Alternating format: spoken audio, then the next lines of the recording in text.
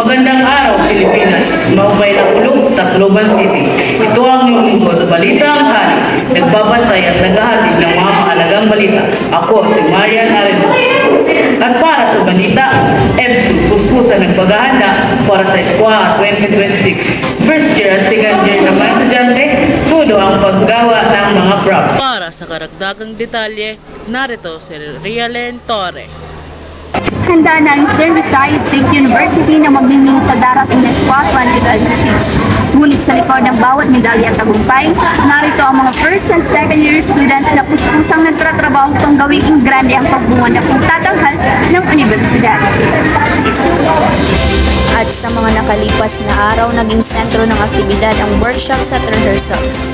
Araw-araw nagkapansin-pansin ang pagiging abala ng mga mag-aaral sa masining at mabusising paggawa ng mga props at costumes na gagamitin sa opening ceremony.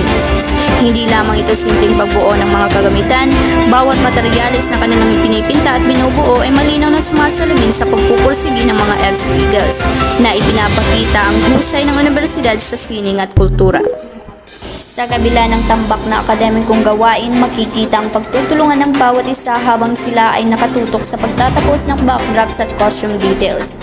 Ang kanilang determinasyon ay nagsisilbing patunay na hindi hadlang ang pagod at puyat para sa ikatatagumpay ng kanilang mga nasimulang proyekto para sa paparating na palaro.